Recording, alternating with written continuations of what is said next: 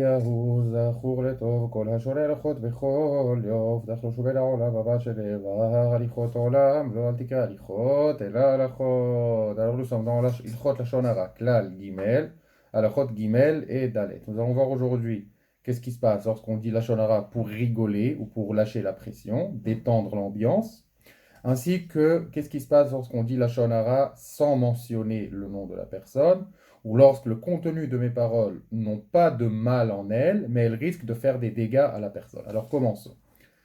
Gimel, ureod et godel isur lashon hara, regarde la gravité du lashon hara. She'afilo ino medaber mitoch hasina, v'lo nitkaven basipur leganoto, même s'il parle pas avec de la haine dans le cœur, il veut pas l'humilier et le rabaisser. Rak amaro derer srok, derer kalut rosh, voilà, juste pour rigoler, pour plaisanter. Ça arrive surtout entre amis lorsqu'on boit un petit coup, lorsqu'on se fait un petit repas, on veut un petit peu faire de la comédie, faire un petit peu ambiance. Afal piken, kevan shalpi emed ivre gnayu asur minatora.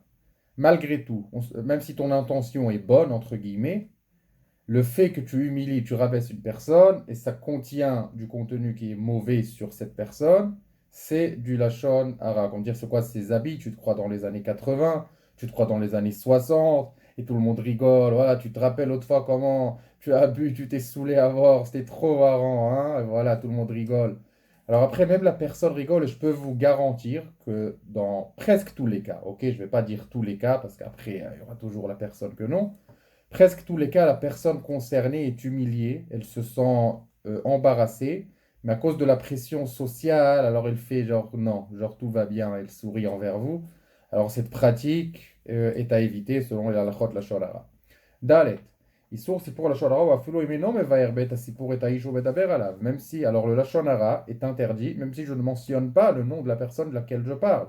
Rakum mesaper stam, juste je raconte globalement. Et selon mon histoire, on peut déduire l'identité de la personne. Quand je te dis, voilà, tu te rappelles du voleur du 2 décembre? Ah oui, je sais c'est qui. Tu sais le mec que tout le temps parle à la prière? Ah oui, je sais c'est qui.